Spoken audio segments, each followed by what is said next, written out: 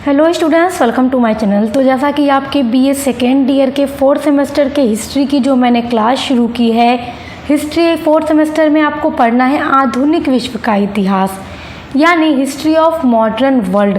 तो उसका जो यूनिट नंबर 5 तक है 1 से लेकर, वो पूरा मैं कंप्लीट करवा चुकी हूँ। पूरा नोट्स के साथ आपको कंप्लीट करा दिया है पूरी क्लास मैंने। और आज की वीडियो में हम आपका यूनिट नंबर 6 पढ़ेंगे और यूनिट नंबर 6 में आपको पढ़ना है फर्स्ट वर्ल्ड वॉर, यानी कि प्रथम विश्व युद्ध के बारे में पढ़ना है।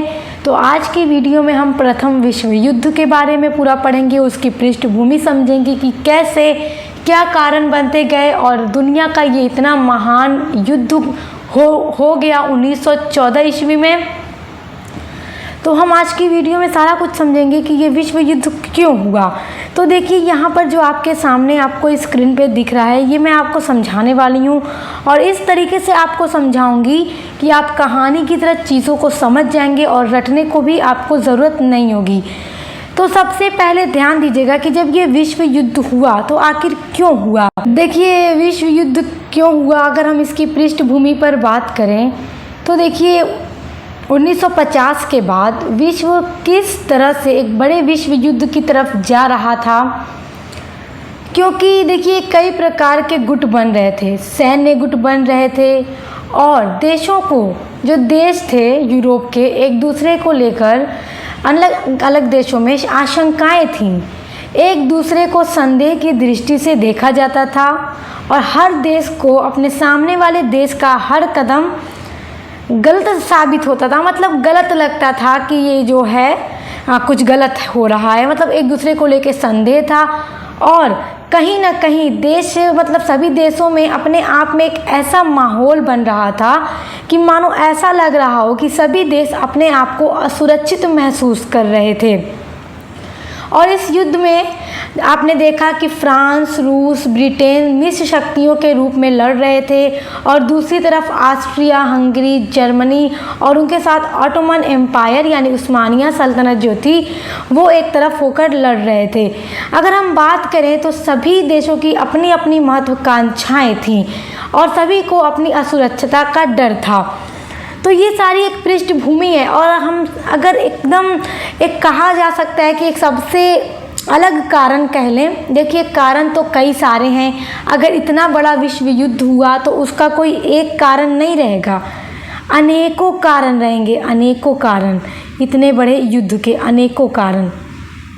आप ये देखिएगा कि सबसे पहले अगर हम इसकी पृष्ठभूमि की बात करें तो हम यहाँ से बात करेंगे कि देखिए जो 19वीं शताब्दी थी, 19वीं शताब्दी, तो 19वीं शताब्दी में 19वीं सदी में कमज़ोर हो गए तुर्की साम्राज्य ने जिस समस्या को जन्म दिया उसे पूर्वी समस्या के नाम से जाना जाता है। देखिए जो ऑटोमन एम्पायर था, जो तुर्की थी, तुर्की का जो साम्राज्य था वो 19वीं सदी आते आते कमज़ोर हो चुका था। और देखिए जब वो कमज़ोर हो रहा था तो उसके अंदर 16वीं शताब्दी में हम अगर बात करें, 16वीं शताब्दी की अगर हम बात करें तो देखिए 19वीं सदी में वो कमज़ोर हो रहा था, लेकिन 16वीं शताब्दी में तुर्कों ने यूरोप के बड़े क्षेत्र पर अपना नियंत्रण स्थापित किया था और इस साम्राज्य के क्षेत्र में रोमानिया, बुल्गारिया, सर्बिया, अल्बानिया, यूनान आदि यूरोपीय क्षेत्र तक इसमें शामिल थे। साथ ही एशिया और अफ्रीका के भी कई सारे देश जैसे इराक, मिस्र, सीरिया आदि भी इस उस्मानिया साम्राज्य में शामिल थे।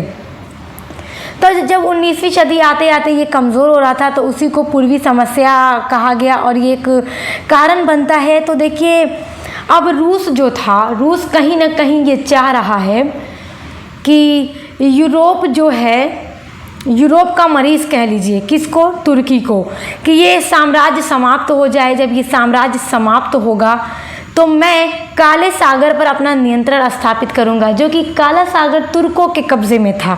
तो रूस के अपने अलग महत्वाकांक्षाएं थीं और वहीं कहीं ना कहीं जो ब्रिटेन था वो ये चाहता था कि जो तुर्की का साम्राज्य है वो समाप्त ना हो लेकिन मजबूत भी अब ना हो, जैसा है वैसा ही रहे।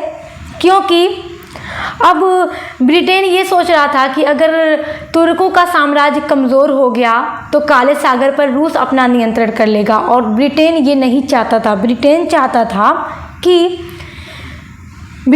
था कि ये रूस अगर इस पर कब्जा करेगा तो ये उसके लिए कहीं ना कहीं खतरा था। इसके उपनिवेश जो थे कम हो रहे थे। किसके? इंग्लैंड के। ठीक है, इंग्लैंड के, ध्यान दीजिए, इंग्लैंड के। तो देखिए इसी तरह अगर हम बात करें तो ब्रिटेन, ऑस्ट्रिया, फ्रांस, सभी देशों के कहीं ना कहीं अपने कुछ न कुछ उद्देश्य थे, कुछ महत्वाकांक्षाएं थीं जिनको लेकर के ये युद्ध लड़ा गया था। देखिए यूरोपीय राष्ट्रों की महत्वाकांक्षा में हम कह सकते हैं उनका लालच, और लालच ये था कि वो अपने उपनिवेशों की रक्षा करना चाहते थे और अपने मतलब उपनिवेश दुनिया भर में अलग अलग देशों में स्थापित करना चाहते थे। और वो ये चाहते थे कि जो हमारे उपनिवेश हों वो हमारे गुलाम रहें और हमारे अंडर होकर काम करें। तो कहीं ना कहीं हम देख सकते हैं कि सबसे बड़ा कारण जो था विश्व युद्ध का, प्रथम विश्व युद्ध का, वो यही था कि उपनिवेशों की रक्षा करना और दुनिया भर के अलग अलग देशों में अपने उपनिवेश को स्थापित करना। तो यहाँ पर हम आप देख सकते हैं लिखा हुआ है विश्व युद्ध को क्यों। तो अब यहाँ पे जो चीज़ें लिखी हुई हैं एक बार हम इन पर नज़र डालते हैं, ध्यान दीजिएगा। मूलतः साम्राज्यवादी शक्तियों के बीच उपनिवेशों की छीना झपटी, इनकी साम्राज्य लिप्सा, विस्तारवादी महत्वाकांक्षा तथा अपने उद्योग व व्यापार को संरक्षण देने की प्रवृत्ति के कारण इन यूरोपीय शक्तियों के बीच में टकराव होते रहे, जिनके कारण यूरोप में तनाव बढ़ता गया। अब देखिए अगर हम बात करें ब्रिटेन की यानी इंग्लैंड की, तो इंग्लैंड के तो विश्व भर में अनेकों उपनिवेश थे और हमारा भारत भी अंग्रेज़ों का एक उपनिवेश था। देखिए ये उपनिवेश इसलिए चाहते थे कि औद्योगिक क्रांति तो 18वीं शताब्दी में हो चुकी थी। जब औद्योगिक क्रांति हो चुकी थी तो उसके बाद बड़े बड़े कारखाने स्थापित किए जा चुके थे, मशीनें लगाई जा चुकी थी और मशीनों की भूख को मिटाने के लिए कच्चे माल की आवश्यकता थी। देखिए फ्रांस के भी उपनिवेश थे, अलग अलग जो यूरोपीय देश थे उनके उपनिवेश थे। तो अपनी मशीनों की भूख को मिटाने के लिए इन्हें क्या चाहिए? कच्चा माल चाहिए। जब कच्चा माल रहेगा तभी तो मशीनें चलेंगी, जब मशीनें चलेंगी तो उत्पादन बढ़ेगा, जब उससे वस्तुएं तैयार होंगी तो उन्हें ले जाकर मार्केट में बेचना होगा। तो उसके लिए क्या चाहिए? उपनिवेश चाहिए। तो भारत ब्रिटेन का उपनिवेश था और इसी तरह उनके और भी उपनिवेश थे। वो क्या करते थे? भारत से कच्चे माल लेकर जाते थे इंग्लैंड और इंग्लैंड में ले जाकर कारखानों में वस्तुएं तैयार करते थे। उसके बाद जब वस्तुएं तैयार हो जाती थी अब उनको बेचने के लिए बाज़ार चाहिए, तो उन्होंने भारत को अपना बाज़ार बनाया हुआ था। वो उन वस्तुओं को यहाँ ले आते और बाज़ारों में बेच देते थे, जिससे कि वो अधिक लाभ कमाते थे और इंग्लैंड पूंजीपति होता चला जा रहा था। इंग्लैंड के पास बहुत अधिक पूंजी थी। तो कहीं ना कहीं बस अपने उपनिवेशों की रक्षा करना और अपने उपनिवेशों को बढ़ाना और सुरक्षित रखना ही प्रथम विश्व युद्ध का सबसे बड़ा कारण था।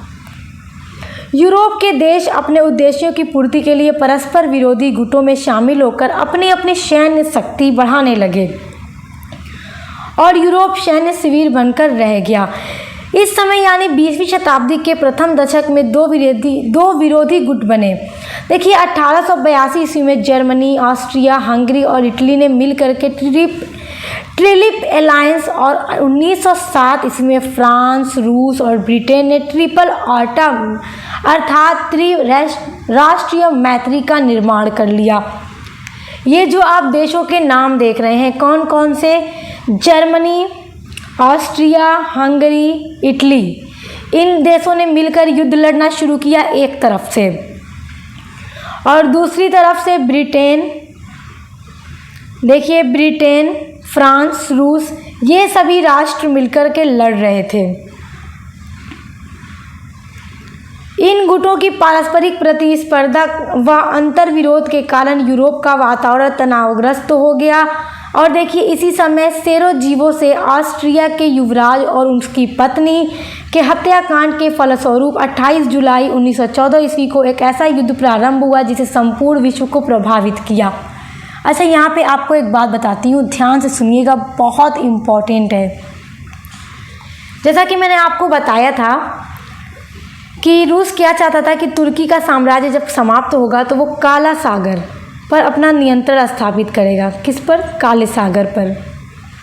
तो रूस ऐसा कर लेता है। रूस क्या करता है कि रूस ने तुर्की पर हमला किया और तुर्की को पराजित कर दिया और 1878 ईस्वी में उसके साथ सेंट स्टीफानो की संधि कर लेता है। रूस और तुर्की के बीच में संधि हो जाती है और तुर्की के राज्य के विभिन्न क्षेत्रों पर रूस का नियंत्रण स्थापित हो चुका है। अब रूस की सफलता से इंग्लैंड, ऑस्ट्रिया, फ्रांस जैसे राज्य भयभीत हुए, क्योंकि वो नहीं चाहते थे कि रूस जीते। जिस बात का उन्हें डर था रूस वही कर लेता है। रूस तुर्की के कई क्षेत्रों पर अपना अधिकार जमा लेता है।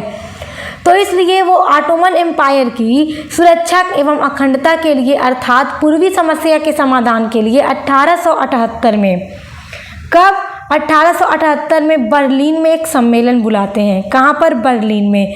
1878 में बर्लिन में एक सम्मेलन बुलाते हैं, याद रखिएगा। देखिए, जब ये सम्मेलन बर्लिन में बुलाया जाता है, ध्यान से सुनिएगा, तो बिस्मार्क तो आप लोग जानते ही हैं कि बिस्मार्क के ही नेतृत्व में जर्मनी का एकीकरण हुआ था, जो पिछली वीडियो में मैं आपको पढ़ा चुकी हूँ। तो बिस्मार्क की मध्यस्थता से यूरोपीय राज्यों का सम्मेलन बर्लिन में होता है और इसमें रूस द्वारा तुर्की से की गई सेंट स्टीफानो की संधि को रद्द कर दिया जाता है। और क्या निर्णय लिया जाता है, सुनिए। देखिए, तुर्की साम्राज्य के अधीन जो सर्बिया, रोमानिया एवं मॉन्टीग्रीनो को स्वतंत्र राज्य घोषित किया गया और इसी तरह तुर्की के क्षेत्र में बेस्प्रिया, हर्जेगोविना पर ऑस्ट्रिया का प्रशासनिक नियंत्रण स्थापित किया गया। साइप्रस द्वीप पर ब्रिटेन का नियंत्रण स्थापित हुआ, यानी कि तुर्की के अंदर जितने अलग अलग राज्य थे उन पर अलग अलग जैसे इन लोगों ने अपना नियंत्रण स्थापित कर लिया। अब वहाँ के रहने वाले जो लोग थे, देखिए, बोर्सिया और हर्जेगोविना क्षेत्र में रहने वाली जो जनता थी वो मतलब इस बात से खुश नहीं थी कि उन्हें ऑस्ट्रिया के प्रशासन के अंदर रखा जाए।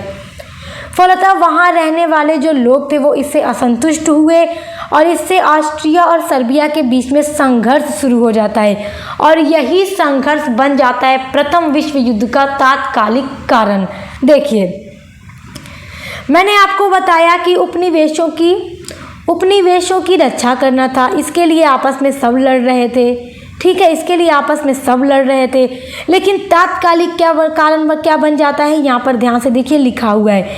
सेरेजीवो से ऑस्ट्रिया के युवराज, देखिए, ऑस्ट्रिया के उत्तराधिकारी थे कि राजा की मृत्यु हो जाए तो उनके बाद यही वहाँ के शासक बनेंगे। उनका नाम था आर्कड्यूक फ्रांज फर्डिनैंड। इन्हीं को ये जाते हैं कहाँ पर, ये सेरेजीवो जाते हैं ऑस्ट्रिया से अपनी पत्नी के साथ। वहीं पर उनकी हत्या करके उनको और उनकी पत्नी दोनों को मार दिया जाता है। कब? 28 जुलाई 1914 को। और उसी दौरान क्या होता है कि सर्बिया और ऑस्ट्रिया के मध्य युद्ध छिड़ जाता है। दोनों के मध्य क्या होता है, युद्ध छिड़ जाता है और दोनों अपने अपने मित्र राष्ट्रों को बुलाते हैं मिलकर युद्ध लड़ने के लिए। अब देखिए, अगर आपकी किसी के साथ लड़ाई हो जाए तो आप अपने दोस्त को बुलाओगे, आ जाओ लड़ाई करते हैं, इसने मुझे ऐसे कर दिया, और जिसके साथ आपकी लड़ाई होगी वो अपने दोस्तों को बुला लाएगा। तो कुछ ऐसा ऑस्ट्रिया और सर्बिया के साथ होता है। जब ये दोनों युद्ध की घोषणा आपस में करते हैं तो इनके मित्र राष्ट्र जो थे वो आपस में आते हैं और मिलकर युद्ध करना शुरू कर देते हैं। तो 28 जुलाई 1914 को एक ऐसा युद्ध शुरू हो जाता है जिसने संपूर्ण विश्व को प्रभावित किया और इतना अधिक प्रभावित किया कि 2 करोड़ लगभग लोगों की जानें जाती हैं। 2 करोड़ लगभग लोग घायल हो जाते हैं और जो पूरा विश्व है वो आर्थिक मंदी की तरफ बढ़ जाता है और 1930 के लगभग पूरा विश्व में ऐसी मंदी आ जाती है जिस मंदी की लोगों ने कभी कल्पना ही नहीं की थी। अब आगे देखिए, 1914 ईस्वी में प्रारंभ इस युद्ध ने पूरी दुनिया को अपने प्रभाव समेत क्षेत्र में ले लिया। इस लड़ाई में जितनी बर्बादी हुई उतनी मानव इतिहास में पहले कभी नहीं हुई थी।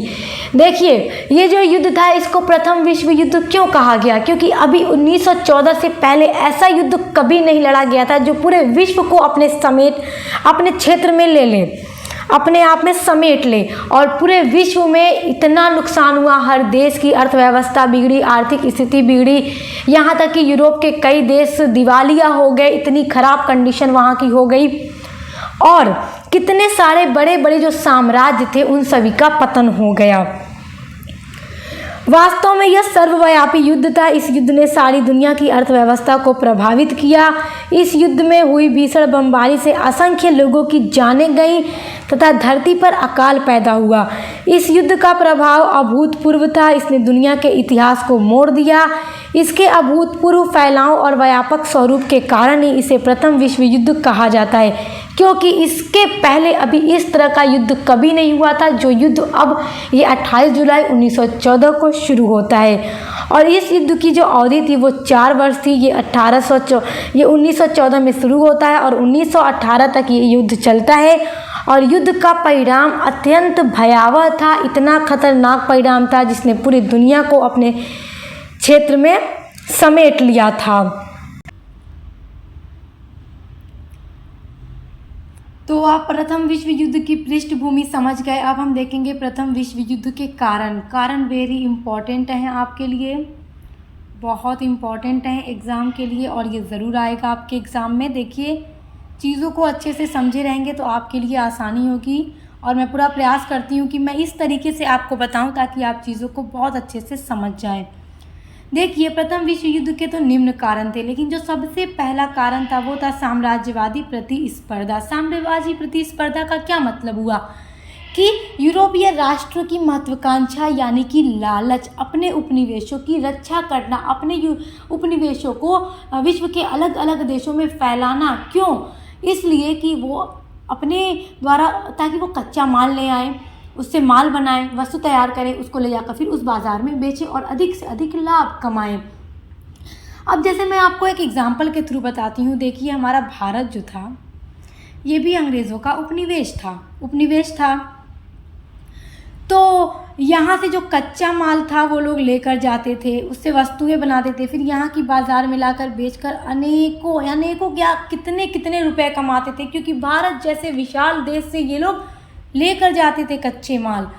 अच्छा देखिए, अब जैसे भारतीयों को लगता है कि जो रेलवे यहाँ पे बना, रेलवे ये हमारे फ़ायदे के लिए बनाया अंग्रेज़ों ने, लेकिन नहीं, ये इसमें भी अंग्रेज़ों की अपने हितों की पूर्ति के लिए बनाया गया था, अपने हितों के लिए।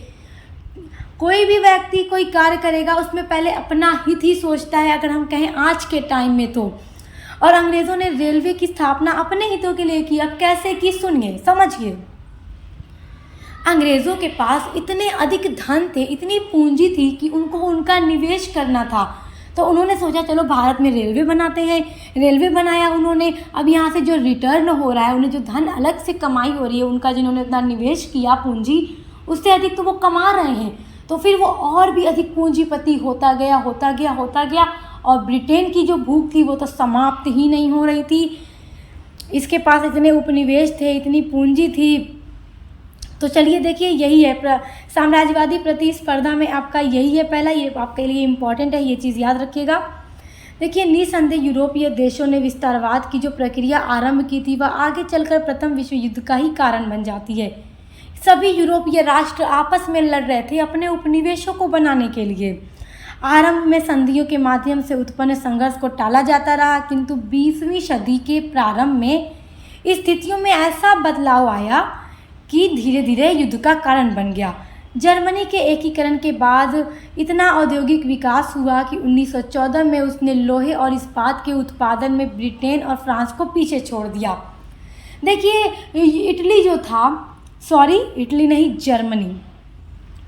जर्मनी जो था ये इंग्लैंड और फ्रांस के अकॉर्डिंग बाद में इतना विकसित होता है। पहले तो ये नहीं था। बिस्मार्क के नेतृत्व में इटली का एकीकरण किया जाता है, उसके बाद ये भी एक थोड़ा शक्तिशाली राष्ट्र के रूप में उभर कर सामने आता है। तो उससे पहले तो ये नहीं था, पीछे ही था, लेकिन धीरे धीरे ये भी आगे आ चुका था।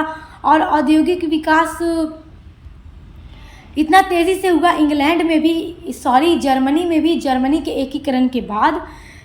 एकीकरण के बाद कि लोहे और इस्पात का जो उत्पादन था वो जर्मनी इतना ज़्यादा करने लगा कि जो ब्रिटेन और फ्रांस ये सभी पीछे हो चुके थे। और 1912 में निर्मित जर्मनी का जहाज़, क्या नाम था जहाज़ का? देखिए, इम्परेटर, उस समय सबसे बड़ा जहाज़ था। जर्मनी ने अपना खुद का 1912 में जहाज़ बनाया जिसका नाम था इम्परेटर, ये उस समय का सबसे बड़ा जहाज़ था। तो अब जर्मनी भी कहीं ना कहीं इंग्लैंड और फ्रांस के सामने टक्कर अब दे रहा था, जो कि कोई भी ये नहीं चाहेगा कि मेरा कोई टक्कर दे, मैं आगे रहूँ, मैं आगे रहूँ। बस यही होड़ मची थी यूरोपीय राष्ट्रों में। तो जर्मनी ने बर्लिन से बगदाद तक रेलवे लाइन बिछाकर उस्मानिया यानी तुर्की की अर्थव्यवस्था पर नियंत्रण करना चाहा, क्योंकि तुर्कियों के पास ऐसे बंदरगाह थे जिससे आसानी से व्यापार किया जा सकता था। तो देखिए, इससे ब्रिटेन, फ्रांस तथा रूस डर गए, क्योंकि कोई नहीं चाहेगा कि कोई मुझसे आगे जाए। ठीक है। तो इसी प्रकार अन्य साम्राज्यवादी देशों जैसे जापान भी उस समय तक उभर कर सामने आ चुका था। जापान भी उस टाइम की अगर हम बात करें तो इंग्लैंड, फ्रांस इन सभी देशों से पीछे था, मगर आज देखिए जापान भी काफ़ी ज़्यादा आगे जा चुका है। इटली, ऑस्ट्रिया आदि अपने हितों की आपसी टकराव और प्रतिस्पर्धा के कारण युद्ध अपरिहार्य हो गया, क्योंकि अब सभी के अंदर होड़ मच गई। हम सभी को साम्राज्य चाहिए, अलग अलग उपनिवेश चाहिए, क्योंकि हम सभी आगे जाना चाहते हैं। तो Japan, Italy, Austria, England, France, Germany सभी युद्धों में आपस में ये टकराव बनता गया, प्रतिस्पर्धा बनती गई अपने साम्राज्य को बढ़ाने के लिए। तो अगर हम कहें सबसे बड़ा कारण यही है, साम्राज्य प्रतिस्पर्धा, यूरोपीय राष्ट्रों की महत्वाकांक्षा यानी उनका लालच। और लालच यह था कि उपनिवेशों का लालच। हम कह सकते हैं कि उन्हें एक ऐसा देश चाहिए था, एक नहीं हज़ारों ऐसे देश चाहिए थे जो उनकी गुलामी करें और उनके हिसाब से चलें। और भारत को भी अंग्रेज़ों ने अपना उपनिवेश बनाया था। अब देखिए अगला कारण, जर्मनी का एकीकरण व उत्थान। जर्मनी का एकीकरण और उत्थान का मतलब कि जर्मनी का आगे बढ़ना, विकसित होना भी प्रथम विश्व युद्ध का एक कारण था। कारण कैसे था? क्योंकि अब जर्मनी भी कहीं ना कहीं इंग्लैंड, फ्रांस को टक्कर देने लगा था। लौह इस्पात का अब मतलब ज़्यादा उत्पाद कर रहा था। तो देखिए औद्योगिक उत्थान के बाद जर्मनी भी साम्राज्य विस्तार की दौड़ में शामिल हो जाता है। अब जर्मनी भी ये चाहता है कि मेरे पास भी अधिक से अधिक उपनिवेश हों और मैं भी अपना साम्राज्य बढ़ाऊं। अन्य साम्राज्यवादी शक्तियों की भांति जर्मनी ने भी कच्चे माल की आपूर्ति व सुरक्षित बाजार की आवश्यकता के लिए एशिया व अफ्रीका के क्षेत्रों पर अपना प्रभुत्व स्थापित करने का प्रयास किया। किस लिए? कच्चे माल के लिए। अब भाई जब कच्चा माल रहेगा तो कच्चा माल कहाँ से लाते थे लोग? अपने उपनिवेशों से। इंग्लैंड कहाँ से ले जाता था? भारत जैसे विशाल देश से। और फिर उन्हें बनाकर कहाँ ला के बेचता था? भारत में। तो अब जर्मनी भी यही चीज़ चाहने लगा और प्रयास करने लगा अफ्रीका और एशिया के अलग अलग क्षेत्रों पर अपना वो प्रभुत्व स्थापित कर सके, जिससे रुष्ट होकर ब्रिटेन व फ्रांस, देखिए फ्रांस ने इसका कड़ा विरोध किया। यह विरोध आगे चलकर प्रथम विश्व युद्ध का कारण बन जाता है, क्योंकि ब्रिटेन नहीं चाहता था कि जर्मनी आगे जाए, फ्रांस भी नहीं चाहता था कि जर्मनी आगे जाए। अगर हम कहें तो कहीं ना कहीं ब्रिटेन और फ्रांस भी आपस में एक दूसरे के दुश्मन थे। ब्रिटेन और फ्रांस की भी कभी आपस में एक दूसरे के साथ नहीं पड़ती थी, लेकिन कहा जाता है ना कि जब मतलब पड़ता है तो गधे को भी बाप बनाया जाता है। ये चीज़ आप लोगों ने सोची होगी। अब आप ये मत कहिएगा कि मैम ऐसे क्यों कह रही हैं। देखिए कि समझाने के लिए कहती हूँ, ठीक है। आप लोग कुछ और मत सोचिएगा, क्योंकि देखिए फ्रांस और इंग्लैंड की तो आपस में नहीं पड़ती थी, लेकिन जब आप प्रथम विश्व युद्ध में देखेंगे तो फ्रांस और ब्रिटेन भी कहीं ना कहीं मित्र शक्तियों के रूप में ही लड़ रहे थे। किस लिए? सिर्फ अपने हितों के लिए, ठीक है। तो समझाने के लिए ऐसा मैंने आपको कहा। अब देखिए तीसरा कारण देखते हैं। तीसरा कारण है विरोधी गुटों का उदय। विरोधी गुटों का मतलब जो अलग अलग गुट बन रहे थे। साम्राज्यवाद व सीमा विस्तार की प्रवृत्ति से यूरोप में चल रहे आपसी वैमनस्य व तनाव के कारण दो विरोधी गुटों का सृजन हुआ। अपने हितों की पूर्ति के लिए विभिन्न देश परस्पर विरोधी गुटों में शामिल होकर अपनी सैन्य शक्ति का विस्तार करने लगे। इस समय उग्र राष्ट्रवाद की भावना ने आग में घी का काम किया। 1882 में देखिए जर्मनी, ऑस्ट्रिया, हंगरी और इटली ने एक नया त्रिगुट विश्व मंच पर गठित हुआ और ये लोग एक गुट बनाते हैं अपना। कौन कौन सा देश? जर्मनी, ऑस्ट्रिया, हंगरी, इटली, ये सब मिलके अपना एक गुट बनाते हैं, ठीक है। ये सब मिलके क्या करते हैं? अपना एक गुट बनाते हैं। कब बनाते हैं? 1882 में, ध्यान दीजिएगा। उसके बाद इन्हीं के विरोध में 1907 में रूस यानी रशिया, फ्रांस, इंग्लैंड आपस में समझौता करके समझौते के आधार पर एक दूसरा गुट भी बनाकर तैयार करते हैं।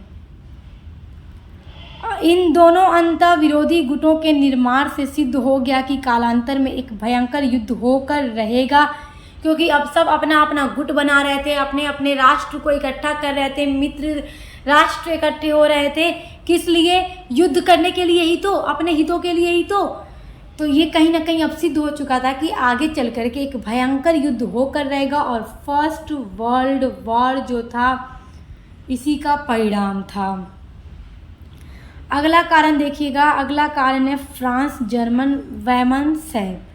देखिए 1871 में जर्मनी ने फ्रांस को हराकर अल्सास लोरेन के क्षेत्र पर कब्जा कर लिया और इस घटना से फ्रांस जर्मनी की शत्रुता बढ़ गई। अब फ्रांस और जर्मनी अलग हो गए। अब इनके बीच और भी ज़्यादा दुश्मनी बढ़ गई।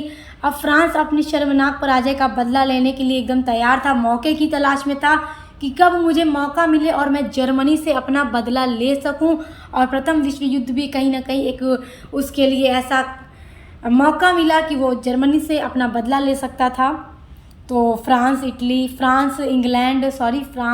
इंग्लैंड, रूस आपस में मिल करके इस युद्ध में लड़ते हैं और यह बदले की भावना भी प्रथम विश्व युद्ध का एक कारण बन जाता है। उम्मीद कर रही हूँ स्टूडेंट्स कि आप चीज़ों को समझ रहे होंगे, समझेंगे तभी आपके लिए आसानी होगी, रटने की कोशिश मत कीजिएगा। अब 5वां देखिए, उग्र राष्ट्रीयता की भावना। प्रथम विश्व युद्ध के पूर्व अधिकांश शक्तिशाली राष्ट्र अपने हित के लिए इतने अंधे हो गए कि उन्हें उचित और अनुचित भी अब नहीं समझ आ रहा था कि जो हम कर रहे हैं वो सही है या नहीं सही है, क्योंकि अब हर यूरोपीय राष्ट्र अपने हितों की परवाह कर रहा है और आपस में इंग्लैंड और फ्रांस की भी तो नहीं बनती, मगर फिर भी एक साथ होकर तो इंग्लैंड और फ्रांस लड़ रहे हैं। किस लिए लड़ रहे हैं? अपने हितों के लिए। ठीक है, ध्यान दीजिएगा। वे परस्पर एक दूसरे को पीछे छोड़ देने के लिए तैयार थे कि मैं हर हाल में अपने सामने वाले देश को आगे नहीं बढ़ने दे सकता, आगे कौन रहेगा? मैं रहूँगा। इस तरह की जैसे भावना लोगों में पैदा हो गई थी उस समय। उनकी उग्र राष्ट्रीयता की भावना ने विश्व युद्ध का मार्ग प्रशस्त कर दिया और ये सभी कारण बनते चले जा रहे थे प्रथम विश्व युद्ध के। यहाँ देखिएगा आप, यहाँ पे एक मैप आपको दिख रहा है 1914 का यूरोप। प्रथम विश्व युद्ध के समय यूरोप इस तरह का था, ये मैप आप देख सकते हैं। अच्छा देखिए, यहाँ इसको थोड़ा और जूम कर देती हूँ। अगला है बाल्कन समस्या। देखिए 6वां कारण है, यूरोप की 6 महाशक्तियाँ जिसमें ब्रिटेन, जर्मनी, ऑस्ट्रिया, हंगरी मिलकर लड़ रहे थे। रूस, फ्रांस, इटली बाल्कन प्रायद्वीप देशों को लेकर उलझ गए और बाल्कन प्रायद्वीप के देश तुर्की साम्राज्य के अधीन थे। किंतु 19वीं शताब्दी में तुर्की साम्राज्य पतन की ओर बढ़ता चला जा रहा था और इस स्वाधीनता के लिए अनेक जातियां तुर्की साम्राज्य के विरुद्ध विद्रोह कर रही थीं, क्योंकि जो अलग अलग क्षेत्र थे जो तुर्की साम्राज्य के अधीन थे वो अब आज़ाद हो रहे थे, कहीं ना कहीं अपने आप को स्वतंत्र घोषित कर रहे थे, विद्रोह कर रहे थे। तो फिर देखिए इधर रूस भी बाल्कन देशों पर अपना प्रभुत्व स्थापित करना चाहता था। जैसा कि मैंने आपको बताया था शुरू में ही कि रूस भी चाहता था कि तुर्की साम्राज्य का पतन हो और उसके बंदरगाहों पे वो अपना प्रभुत्व स्थापित कर सके। फलतः रूस ने सर्व स्लाव नामक आंदोलन को बढ़ावा दिया, जो इस सिद्धांत पर आधारित था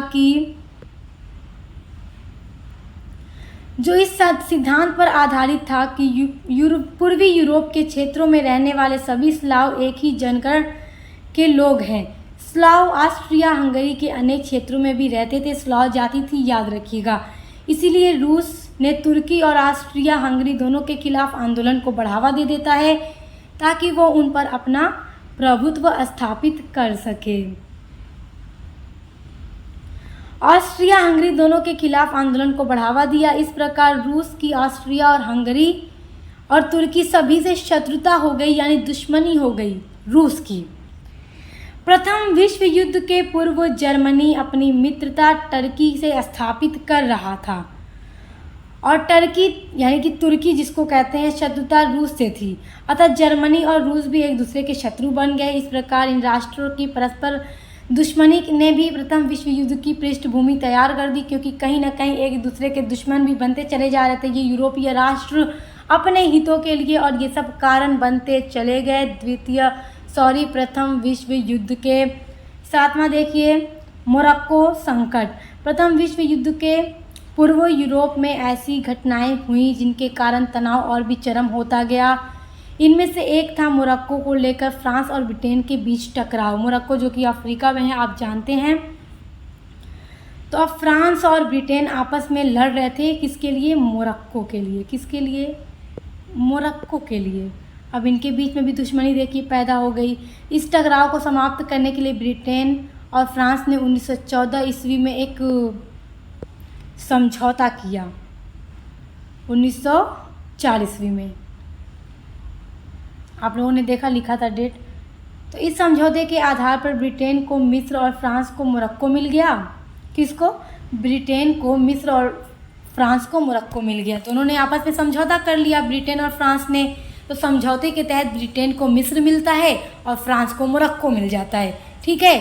किंतु जर्मनी इस समझौते से रुष्ट हो जाता है, खुश नहीं था जर्मनी इस समझौते से। फिर देखिए, इस समझौते के विरोध में जर्मन सम्राट मोरक्को गया। जो जर्मनी का सम्राट था वो मोरक्को जाता है और वहाँ के सुल्तान को मोरक्को की स्वतंत्रता की रक्षा के लिए पूरा समर्थन देने का वचन देता है। अब क्योंकि जर्मनी खुश नहीं था इस बात से कि फ्रांस के कब्ज़े में मोरक्को चला गया और मिस्र ब्रिटेन के कब्ज़े में चला गया, तो जर्मनी का जो सम्राट था वो मोरक्को जाके वहाँ के सुल्तान से कहता है कि मोरक्को की स्वतंत्रता के लिए मैं आपका पूरा समर्थन करूँगा कि आप अपने आप को स्वतंत्र करा लो, आज़ाद करा लो इनसे, ठीक है। क्योंकि कोई किसी को भी आगे बढ़ते नहीं देखना चाहता था, सभी को अपने हितों की परवाह थी। इस कारण युद्ध की पृष्ठभूमि बनती चली जा रही थी। इससे जर्मनी और फ्रांस में तनाव बढ़ जाता है। अब देखो, अब जब जर्मनी जाकर कहेगा मोरक्को से कि मोरक्को के सुल्तान से कि मैं आपको फ्रांस से आज़ाद कराने में पूरी मदद करूंगा, तो जाहिर सी बात है कि फ्रांस को चिढ़ पैदा होगी कि ये कौन होता है मेरे बीच में बोलने वाला। तो देखिए, जब इस कारण से क्या होता है कि फ्रांस और जर्मनी दोनों के बीच में क्या होता है, तनाव बढ़ जाता है, संघर्ष बढ़ जाता है। और 1911 में फ्रांस ने जर्मनी को कांगो का एक बड़ा भाग देकर तनाव को समाप्त तो कर दिया, किंतु जर्मनी और फ्रांस मोरक्को पर आधिपत्य स्थापित करने के प्रश्न पर भावी युद्ध के लिए तैयार हो गए। अब जैसे कि फ्रांस ने जर्मनी को कांगो दे दिया ताकि जो आपस के बीच का तनाव है समाप्त हो जाए, लेकिन मोरक्को के ऊपर फ्रांस और जर्मनी दोनों अपना कब्जा करना चाहते थे जो कि जर्मनी के अंडर में था। तो इस कारण ये लोग लड़ने के लिए भी तैयार थे कि हम क्या करेंगे, इस पर लड़ सकते हैं, युद्ध कर सकते हैं। तो अब बताइए, कहीं ना कहीं युद्ध की पृष्ठभूमि बनती जा रही है ना। तो आपस में ये सारे जो संदेह थे, आशंकाएं थी, जो भी चीज़ें रही हों, इस कारण युद्ध का कारण बनता जा रहा था। अब देखिए, 8वां कारण है सैनिक तैयारियां। आपसी वैमनस्य एवं प्रतिस्पर्धा के कारण शक्ति संपन्न राष्ट्र एक दूसरे से भयभीत होकर सैनिक की तैयारियों में जुट गए और साथ ही आपस में सैनिक संधियां भी करने लगे। अतः सैनिक तैयारियों ने भी प्रथम विश्व युद्ध में आग में घी डालने का काम किया, क्योंकि अब जब अलग अलग राष्ट्र अपने सैन्य शक्ति को बढ़ाने का काम करेंगे, सैनिकों को बढ़ाने का काम करेंगे, तो अलग जो भी देश होंगे वो सोचेंगे कि ऐसा कोई भी युद्ध के लिए ही करेगा। तो हर किसी ने अपनी अपनी सैनिक को बढ़ाना और मजबूत करने का काम शुरू किया। अब देखिए, 9वां कारण है प्रथम विश्व युद्ध का उपनिवेशीकरण की भावना।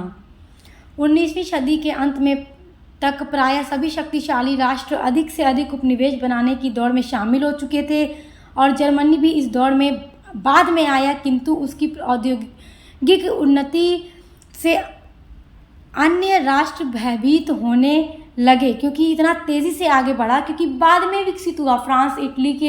फ्रांस और इंग्लैंड के अकॉर्डिंग के बाद में विकसित हुआ था जर्मनी, मगर आगे बढ़ चुका था, जिससे कि अलग जो राष्ट्र थे, ये सारे फ्रांस हो, इटली हो, इसे भयभीत हो रहे थे। और जापान भी इस प्रतिस्पर्धा में शामिल हो चुका था, क्योंकि जापान और जर्मनी भी अब आगे बढ़ चुके थे इंग्लैंड और फ्रांस की तरह। अतः उपनिवेशीकरण की भावना ने भी प्रथम विश्व युद्ध के लिए मार्ग प्रशस्त कर दिया। अब देखिए, 10वां कारण है आपसी तनाव व कड़वाहट।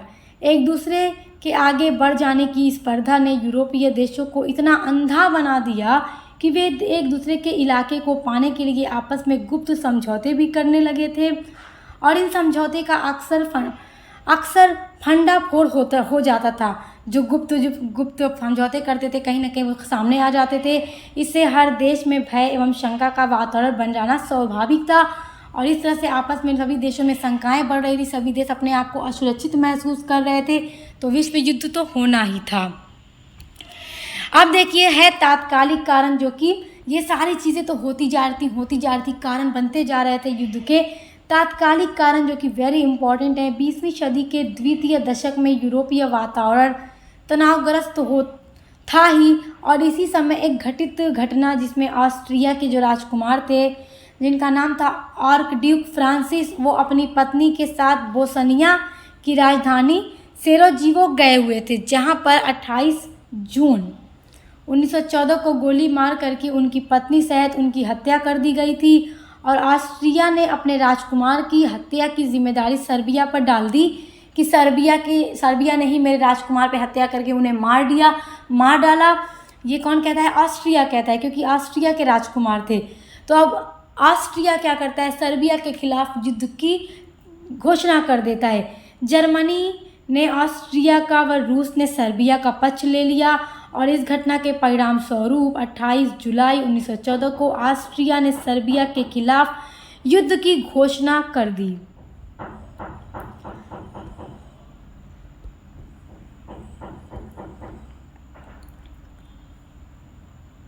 देखिए इधर रूस ने स्लाव जाति की रक्षा के लिए सर्बिया का पक्ष लेकर ऑस्ट्रिया के विरुद्ध युद्ध घोषित कर दिया, और 1 अगस्त 1914 ईस्वी को जर्मनी ने ऑस्ट्रिया के पक्ष में, 3 अगस्त को फ्रांस ने, इंग्लैंड ने सर्बिया के पक्ष में युद्ध की घोषणा कर दी। यानी जब ऑस्ट्रिया सर्बिया के खिलाफ युद्ध की घोषणा करता है, तो उससे जो उनके मित्र राष्ट्र थे, जो उनका साथ देना चाहते थे, उनकी तरफ आए। कोई ऑस्ट्रिया के साथ आया, कोई सर्बिया के साथ आया, और युद्ध की घोषणा करता चला गया। और युद्ध की पृष्ठभूमि क्या, मतलब अब युद्ध की जो तत्कालिक कारण था वो घटित होता है और युद्ध होता है। अब यहाँ पर देखिएगा अनेक दूसरे देश भी लड़ाई में शामिल हो गए, और सुदूर पूर्व में जर्मनी के उपनिवेशों को अपने कब्जे में करने के उद्देश्य से जापान ने जर्मनी के विरुद्ध युद्ध की घोषणा कर दी। अब जापान भी जर्मनी के उपनिवेशों पर कब्जा करने के लिए जर्मनी के खिलाफ युद्ध की घोषणा कर देता है। इस प्रकार इन घटनाओं ने संपूर्ण विश्व को युद्ध की आग में झोंक दिया, और प्रथम विश्व युद्ध होना था। और 28 जुलाई 1914 से 28 जुलाई 1914 से ये युद्ध शुरू होता है, और 18 तक ये युद्ध 4 वर्षों तक लगातार चलता है। तो आपने ये जो कारण देखे, आप इनको स्क्रीनशॉट कर लीजिएगा या नोट कर लीजिएगा। This is very important for your exam, क्योंकि ये बहुत बहुत इंपॉर्टेंट है आपके लिए।